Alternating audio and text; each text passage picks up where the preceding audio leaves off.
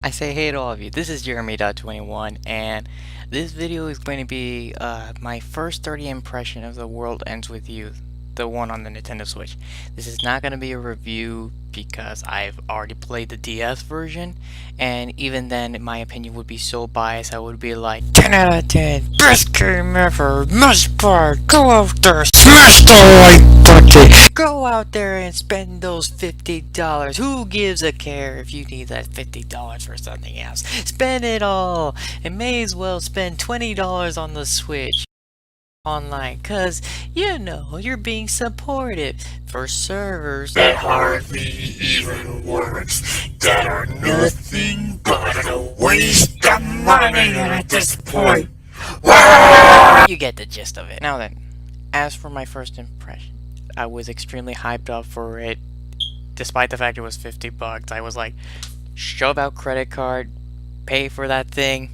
I don't give a crap. I want it.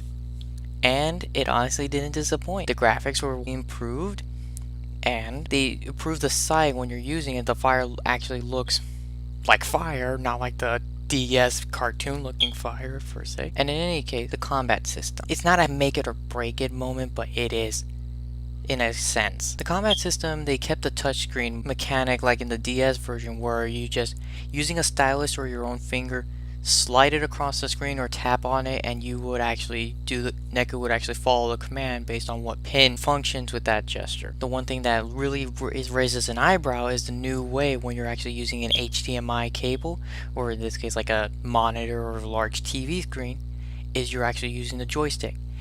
And from what I've been discussing with my friends before the game came out, I was like, it would be buggy, and I have to say, yes.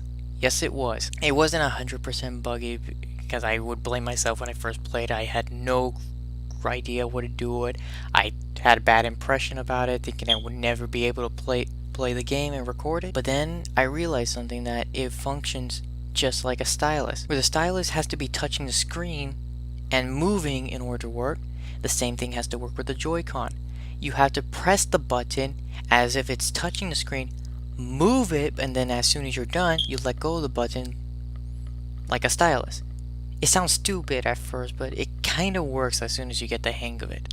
Another thing you will notice whenever you're seeing YouTubers or myself, when we're going to do recordings of this video, is that you're going to see a little blue circle. And if the little blue circle is tiny, they're using a touchscreen. But the more common thing you will see is the big blue circle. That's when they're actually using the Joy-Con. And oftentimes, or at least when I'm going to do it, you're going to see the blue circle constantly flickering at the center. That's basically me spamming the reset button to get the Joy-Con centered out, because my hands are very shaky. It's not like I'm going to firmly hold it still. Now, another thing that they kind of altered is that the buddy system. When you have your allies like Shiki, Joshua, and Beats, the one thing that they altered is that they made them as a sort of separate pin. Unlike the DS version where you had a dual screen and they're on the top screen, they are a separate pin that activate by just tapping on an enemy and they will appear and use it.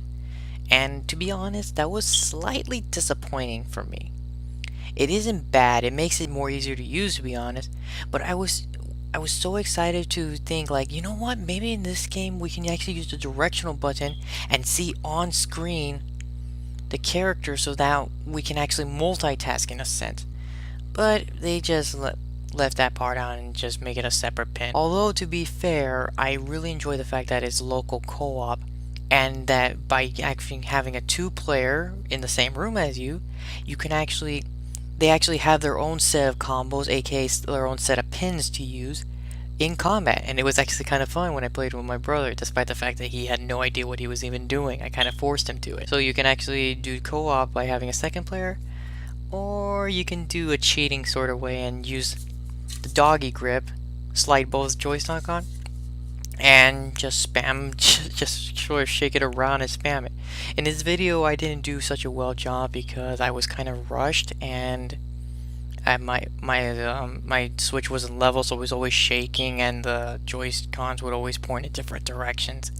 But in a sense, it was basically easy picking.